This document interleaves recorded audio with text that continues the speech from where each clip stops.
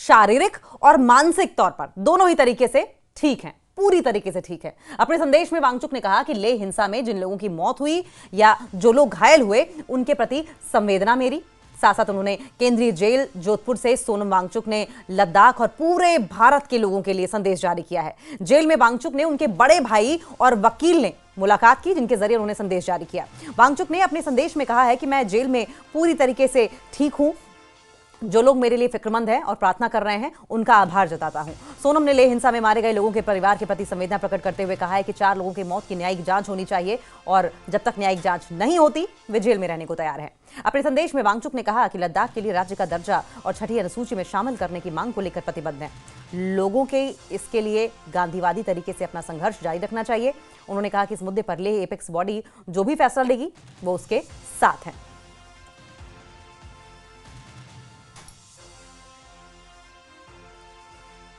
मौरुप स्टैंजन हमारे साथ phone line पर जुड़ गए हैं। मौरुप, जिस तरीके से सोनम वांगचुक की ओर से जोधपुर जेल से ये संदेश दिया गया है, क्या लगता है ये संदेश कैसे जनता के बीच में रिसीव किया जाएगा? लेकिन मांग वही है कि पहले न्यायिक जांच हो।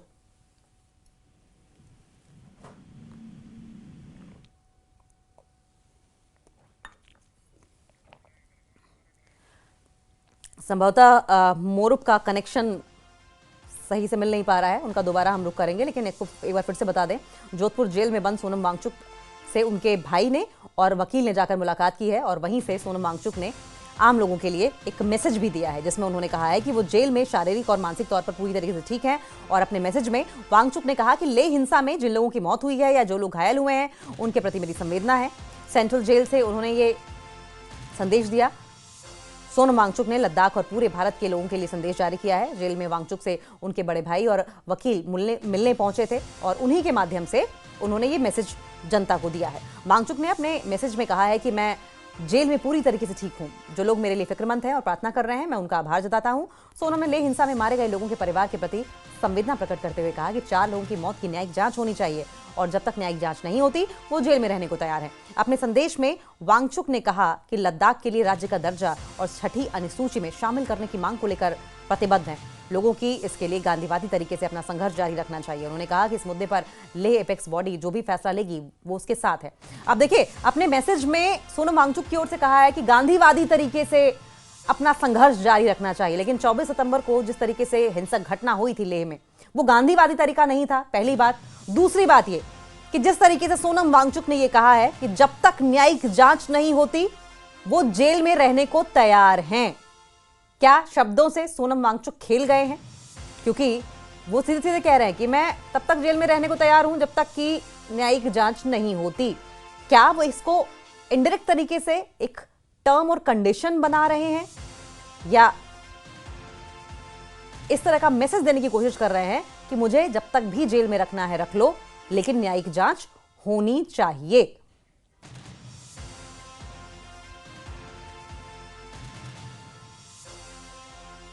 जेल से सोनम वांगचुक का संदेश, मैं शारीरिक और मानसिक तौर पर पूरी तरीके से ठीक हूं, लेह में मारे गए लोगों के परिवारों के प्रति मेरी संवेदनाएं हैं। और इसके साथ साथ उन्होंने जो 4 लोगों की मौत हुई थी लेह हिंसा में उसकी न्यायिक जांच की बात की है और साथ साथ ये कहा कि न्यायिक जांच होने तक मैं जेल में रहने को तैयार हूं। इसका मतलब, इसके मायने काफी दूर तक है। राज्य का दर्जा 6ठी अनुसूची के लिए वो संघर्ष करते रहेंगे। गांधीवादी तरीका अपनाने की उन्होंने बात की है और सवाल ये भी है कि गांधीवादी तरीका 24 सितंबर को जो घटना हुई लेह में, क्या वो गांधीवादी तरीका था और आगे क्या गांधीवादी तरीका अपनाया जाएगा? क्योंकि अगर जम्मू कश्मीर की बात करें तो तमाम पॉलिटिकल पार्टीज इस हिंसा को जायज ठहराती रही हैं, कहती रही हैं कि जनता का गुस्सा था ये। और इसी खबर पर एक और बड़ी अपडेट आ रही है। सोनम वांगचुक पर कल सुप्रीम कोर्ट में सुनवाई। वांगचुक की पत्नी की अर्जी पर सुप्रीम कोर्ट में सुनवाई। गैरकानूनी तरीके से हिरासत में रखने का आरोप लगाया है। गीतांजलि ने पति की रिहाई की अब मांग उठाई है। 24 सितंबर को लेह हिंसा के बाद गिरफ्तार हुए थे सोनम वांगचुक। 15 दिन की हंगर स्ट्राइक उन्होंने खत्म की थी। आपको बताएं कि हंगर स्ट्राइक पर बैठे थे और वहां पर उनके समर्थकों द्वारा जो भीड़ वहां पर पहुंची थी उनकी ओर से हिंसक घटनाओं को अंजाम दिया गया था। गवर्नमेंट ऑफिसेज को जला दिया गया, बीजेपी दफ्तर को जलाया गया, सीआरपीएफ की गाड़ी को आके हवाले कर दिया गया, पत्थरबाजी की गई और उसके बाद सोनम वांगचुक को गिरफ्तार किया गया था। सोनम वांगचुक पर कल सुप्रीम कोर्ट में सुनवाई होनी है। वांगचुक की पत्नी की अर्जी पर ही सुनवाई होगी। उनकी ओर से पिटीशन दायर की गई है। गैरकानूनी तरीके से हिरासत में रखने का आरोप है।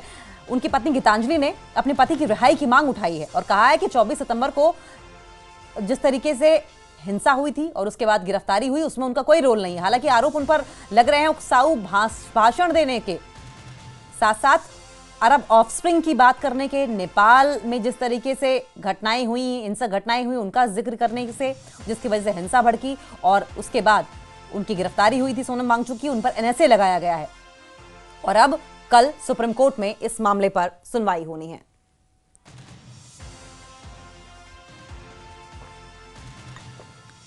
तो देखिए, एक तरफ ये सुनवाई हो रही, वहीं दूसरी तरफ जेल से सोनम वांगचुक की ओर से क्लियर मैसेज दिया गया है कि मैं ठीक हूं, पूरी तरीके से, शारीरिक तरीके से, मानसिक तरीके से। साथ साथ वो जनता के लिए मैसेज भी देते हैं कि आप गांधीवादी तरीके से इस संघर्ष को आगे बढ़ाएं। और मौरुफ हमारे साथ सहयोगी जुड़ गए हैं। मौरुफ, एक बात जो सबसे इंपॉर्टेंट मुझे लगता है इस पर गौर किया जाना चाहिए, वो ये कि सोनम वांगचुक ये कह रहे हैं कि जब तक 4 लोगों की मौत की न्यायिक जांच नहीं होती है, वो जेल में रहने को तैयार हैं। ये उनका जो सेंटेंस है, इसके बहुत दूरगामी रिजल्ट्स होंगे। जी अंकिता, मैं सबसे पहले मैं आपने आप सारे जो न्यूज़ 18 की व्यूअर्स को ये बात कंफर्म कराऊं, जो एपेक्स के जो एडवोकेट है हाजी मुस्तफा, उससे हमने बात की, वो इस वक्त दिल्ली में है। तो उन्होंने ये कंफर्म किया कि वो सोनम वांगचुक से मिले, उनकी ब्रदर।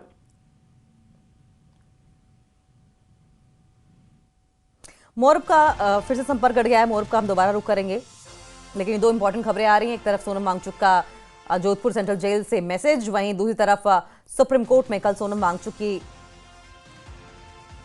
के जेल में होने पर उनकी पत्नी की ओर से, उनकी पत्नी गीतांजलि की ओर से एक पिटीशन दायर की गई थी, जिस पर सुनवाई होनी है और उनकी रिहाई की मांग की गई है। 24 सितंबर को लेह हिंसा के बाद सोनम वांगचुक की गिरफ्तारी हुई थी।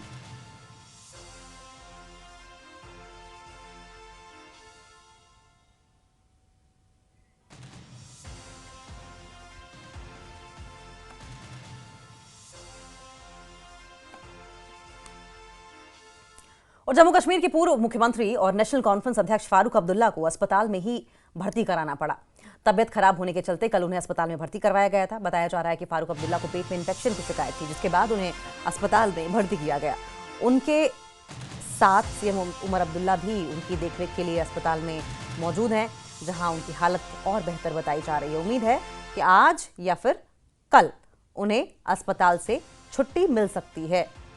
तो जम्मू कश्मीर के पूर्व मुख्यमंत्री और नेशनल कॉन्फ्रेंस के अध्यक्ष फारूक अब्दुल्ला अस्पताल में भर्ती हैं।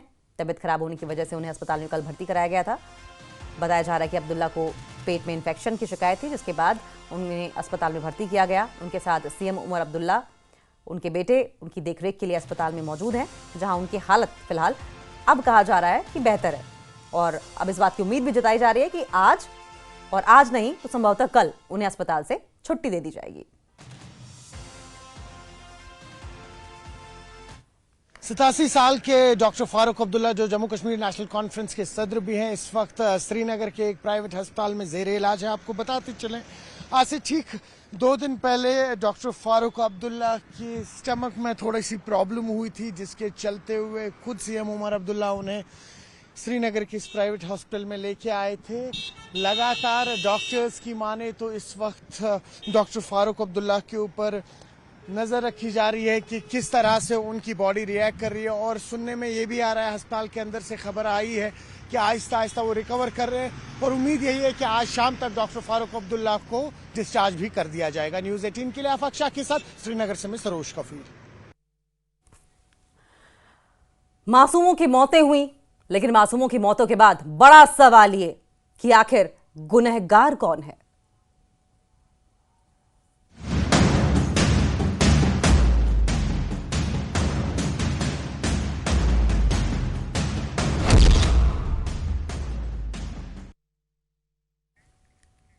इस वक्त की बड़ी खबर यह आ रही है हिमाचल के नालागढ़ से, जहां पर कई फार्मा कंपनियों के ठिकानों पर छापेमारी की जा रही है। ये छापेमारी मध्य प्रदेश में कफ सिरप पीने से बच्चों की मौत के मामले में की जा रही है। मध्य प्रदेश सरकार की रिपोर्ट के बाद ड्रग्स कंट्रोल की टीम ने नालागढ़ और बद्दी स्थित उन फार्मा कंपनियों के ठिकानों पर छापेमारी की, जहां मौत की वजह बताई गई कोल्ड्रिफ्ट सिरप।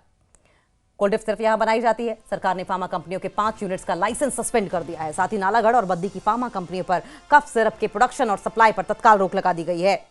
आपको यह भी बता दें कि मध्य प्रदेश के छिंदवाड़ा में 14 और राजस्थान में कफ सिरप पीने से 4 बच्चों की जान चली गई। जांच रिपोर्ट के बाद मध्य प्रदेश सरकार ने कोल्ड्रिफ नाम के सिरप को बैन कर दिया है। जांच में पाया यह गया कि मौतों की वजह सिरप में मौजूद डाइथिलीन ग्लाइकोल नाम का केमिकल बना, जिससे कि बच्चों का किडनी फेल हो गया और उनकी मौत हो गई। और इसी मामले में नालागढ़ और बद्दी स्थित फार्मा कंपनियों के ठिकानों पर छापेमारी की जा रही है। और इसके अलावा उत्तराखंड, गुजरात, तमिलनाडु, मध्य प्रदेश और महाराष्ट्र में भी दवा कंपनियों के ठिकानों पर छापेमारी की जा रही है।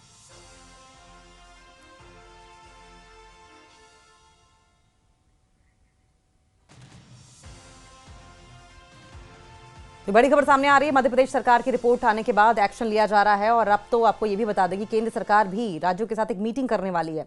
जिस तरीके से ये समस्या उत्पन्न हुई है, अब फार्मा कंपनियां किस तरह के केमिकल्स इस्तेमाल कर रही हैं, किस तरह का वो मानक के पालन कर रही हैं या नहीं कर रही हैं, सैंपल्स कितने फेल हो रहे हैं, क्यों फेल हो रहे हैं, सैंपल्स फेल होने के बाद क्या उन्हीं दवाओं का प्रोडक्शन जारी है, इन पर बातचीत करेगी। संभवतः कुछ गाइडलाइंस भी होंगी और इस बात को इंश्योर किया जाएगा कि इस तरह के हानिकारक केमिकल्स जो बच्चों या फिर किसी भी आम इंसान की हेल्थ के साथ खिलवाड़ करता है, उनकी जान पर मुसीबत लाता है, जान को खतरे में डालता है, उसे ना प्रोड्यूस किया जाए। अब नालागढ़ बद्दी औद्योगिक क्षेत्र है, वहां पर तमाम फार्मा कंपनियां हैं। ऐसे में 5 कंपनियों के लाइसेंस फिलहाल के लिए सस्पेंड कर दिए गए हैं। जांच हुई और जांच के बाद फार्मा कंपनी के 5 यूनिट का लाइसेंस रद्द कर दिया गया है। कंपनियों की कफ सिरप बनाने और सप्लाई पर फिलहाल के लिए रोक लगा दी गई है और अब इस बात की जांच की जा रही है कि क्या किसी भी तरीके से जो मानक तय किए गए हैं उनको फॉलो नहीं किया जा रहा है, क्या हानिकारक केमिकल्स के जरिए इन दवाओं को प्रोड्यूस किया जा रहा है। क्योंकि देखिए, जिस केमिकल की बात की जा रही है डाइथिलीन ग्लाइकोल, इससे न सिर्फ किडनी फेल होती है, लिवर के फेल होने का, लिवर की कोशिकाओं के नष्ट होने का, ब्रेन डैमेज होने का और नर्वस सिस्टम के क्रैश कर जाने का लगातार खतरा बना हुआ है। और इस तरह के तमाम केसेस आते भी रहे हैं और ऐसा नहीं कि सिर्फ इंडिया में, बाहर भी आए हैं। और यही वजह है कि अब बड़े पैमाने पर सरकार इसको लेकर सजग है। अब केंद्र सरकार की ओर से मीटिंग की जाएगी तमाम राज्यों के साथ। ऐसा नहीं कि ये सिर्फ उन 6 राज्यों के साथ मीटिंग होने वाली है जहां पर ये दवाएं प्रोड्यूस की जाती हैं, बल्कि तमाम राज्यों के साथ होगी। दिशा निर्देश दिए जाएंगे, मानक तय किए जाएंगे। इस बात को इंश्योर किया जाएगा गाइडलाइंस के जरिए कि किसी भी तरीके से हानिकारक केमिकल्स का इस्तेमाल ना किया जाए, मानक पूरे किए जाए और दवाओं का जो डिस्ट्रीब्यूशन है वो पूरे चेक एंड बैलेंस के साथ हो।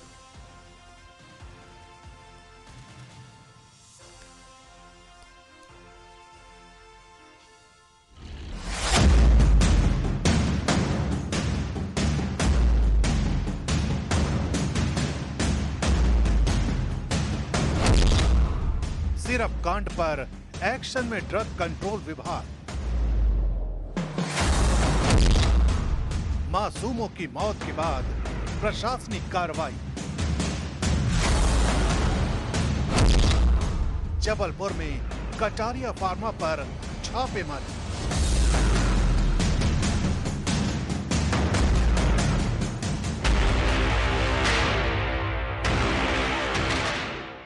मध्य प्रदेश से लेकर राजस्थान तक सिरप कांड ने पूरे सिस्टम को हिला दिया है। यही वजह है कि अब इस लापरवाही पर सोया हुआ सिस्टम जाग उठा है। छिंदवाड़ा के परासिया में बच्चों की मौत के बाद स्वास्थ्य और ड्रग विभाग एक्शन मोड में आ गया है, जिसके चलते जबलपुर में कटारिया फार्मा पर छापा मारा गया।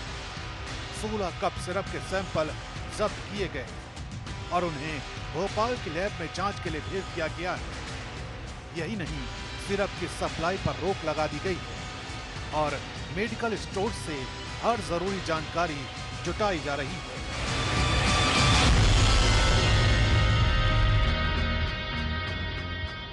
कफ सिरप लेने की वजह से किडनी फेल्यूर के जो मामले हैं वो केसेस लगातार आ रहे हैं। नागपुर शहर के अलग अलग अस्पतालों में लगभग 30 से 35 ऐसे केसेस होंगे जो मध्य प्रदेश के छिंदवाड़ा के परासिया से कफ सिरप लेने के बाद जिन बच्चों की तबीयत बिगड़ी है वो रेफर किए गए हैं और इन बच्चों का इलाज इन अस्पतालों में जारी है। इसी अस्पताल में लगभग 4 बच्चों की मौत हुई है और कई अन्य अस्पतालों में भी बच्चों की मौतों के मामले सामने आए हैं। बच्चों की मौत ने स्वास्थ्य प्रणाली और मेडिकल नियमों की सख्ती पर सवाल खड़े कर दिए। सवाल ये कि सरकारी निगरानी कहां थी? कैसे संभव हुआ कि बच्चों को किडनी फेल्योर तक पहुंचने वाली दवा दी जाए? अस्पतालों और विभागों में निगरानी और स्टैंडर्ड प्रोटोकॉल क्यों नाकाम रहे? क्या सिर्फ मौत के बाद ही जिम्मेदारी तय होगी? ये मामला पूरे सिस्टम की कमजोरी और लापरवाही को उजागर करता है और बताता है कि मासूमों की सुरक्षा कितनी कमजोर है। अभी 3 दवाइयों के जो सैंपल भेजे गए उसकी जांच आई है, रिपोर्ट आई है। उसमें कोई भी इस प्रकार के तत्व नहीं मिले हैं जिसके कारण ये कहा जा सके कि मौत इन दवाइयों के कारण हुई है। लेकिन जो बाकी बची हुई दवाइयाँ हैं, आज उम्मीद है कि शाम तक में उसकी रिपोर्ट आ जाएगी। जब तक उसकी रिपोर्ट नहीं आती है तब तक अभी कुछ भी कहना संभव नहीं है कि ये बात सही है कि बच्चों की मौत हुई है, लेकिन उसका कारण क्या है अभी नीरी और भारत सरकार भी लगातार जो उनके लैब्स हैं वहाँ पर जो सैंपल भेजे गए हैं उसकी रिपोर्ट प्राप्त करने के लिए हम लोग प्रयास कर रहे हैं। इस त्रासदी में 2.5 साल का वेदांश पवार सबसे दर्दनाक उदाहरण है। 6 सितंबर को सर्दी, खांसी और बुखार के चलते वेदांश के पिता उसे सरकारी अस्पताल के पीएमओ डॉक्टर प्रवीण सोनी के क्लिनिक ले गए, जहां उसे कोल्ड ड्रिप कफ सिरप दिया गया और 3 दिन में उसकी तबीयत बिगड़ गई। 9 सितंबर को वेदांश को नागपुर रेफर किया गया, लेकिन तब तक वेदांश की किडनी फेल हो चुकी थी और वो ब्रेन डेड हो चुका था। पिता कपिल पवार कहते हैं कि अब 1 महीने से वेदांश जिंदगी और मौत के बीच जूझ रहा है। ये केवल एक बच्चा नहीं बल्कि सिस्टम की भारी चूक का प्रतीक बन गया है। कपिल जी, क्या पूरी घटना हुई थी? कैसे बच्चा बीमार हुआ और क्या हुआ? पिछले महीने की 6 तारीख की बात है। बच्चे को हल्का फीवर आया और सर्दी खांसी, तो हमने उसको परासे प्रवीण सोनी जी के यहाँ ले गए। उन्हें ट्रीटमेंट दिए, कुछ सिरप, उसको लगातार 2-3 दिन पिलाया। उसके बाद बच्चे की पेशाब आना बंद हो गई। फिर हमने छिंदवाड़ा हॉस्पिटल दिखाया, हमने नागपुर रेफर किए, तो यहाँ पे एडमिट है। यहाँ पे बताया किडनी फेल हो गई बच्चे की। अच्छा, बच्चे की किडनी फेल हो गई। तो ये क्या कफ सिरप लेने की वजह? लगभग 90% उसी का है। कफ सिरप की वजह से। ये केवल एक बच्चा नहीं बल्कि सिस्टम की भारी लापरवाही का प्रतीक बन गया है। ड्रग कंट्रोल टीम जांच में लगी है, लेकिन अब सवाल ये कि क्या भविष्य में ऐसी त्रासदी से बचने के लिए सख्त नियम और निगरानी लागू की जाएगी? मासूम बच्चों की जिंदगी के साथ खेला गया ये खेल केवल प्रशासनिक लापरवाही नहीं बल्कि एक चेतावनी है कि हेल्थ सिस्टम में सुधार बेहद जरूरी है। और ब्रेकिंग न्यूज आ रही है, केंद्र सरकार की कफ सिरप पर राज्यों के साथ बैठक जारी है। एमपी, राजस्थान में बच्चों की मौत के बाद केंद्र अलर्ट पर है। वीडियो कॉन्फ्रेंसिंग के जरिए केंद्र के साथ बैठक होगी। कफ सिरप से मौत के मामले की जांच की जा रही है। तो बड़ी खबर सामने आ रही है, केंद्र सरकार की कफ सिरप पर राज्यों के साथ मीटिंग होने वाली है और मध्य प्रदेश, राजस्थान में बच्चों की मौत के बाद सेंट्रल गवर्नमेंट वीडियो कॉन्फ्रेंसिंग के जरिए केंद्र की बैठक करेगी। ये मीटिंग होगी और बहुत इंपॉर्टेंट ये मीटिंग मानी जा रही है और वजह यह भी है कि गाइडलाइंस जारी की जाएंगी और गाइडलाइंस इस बात को लेकर जारी की जाएंगी कि जितनी भी फार्मा कंपनियां हैं उनको किस तरीके से मैनेज किया जाए। केमिकल्स, अगर हानिकारक केमिकल्स जो हजार्डस हो सकते हैं हेल्थ को लेकर, अगर इस तरह के केमिकल्स बनाए जा रहे हैं, दवाओं में इस्तेमाल किए जा रहे हैं, तो उन पर रोक लगाई जाए। पूरा चेक एंड बैलेंस हो डिस्ट्रीब्यूशन को लेकर। और अगर सैंपल्स फेल हो रहे हैं तो उनको भी कंट्रोल किया जाए। सैंपल्स फेल होने के बाद इस बात को इंश्योर किया जाए कि दवाओं का प्रोडक्शन, वो मेडिसिन प्रोड्यूस ना की जाए कंपनियों में, तुरंत उन पर रोक लगाई जाए। कफ सिरप से मौत के मामले की जांच की जाएगी। संभवतः इस बात को भी इंश्योर किया जाएगा कि इस तरह के हानिकारक जो केमिकल्स हैं उनका इस्तेमाल आगे दवाओं में ना किया जाए।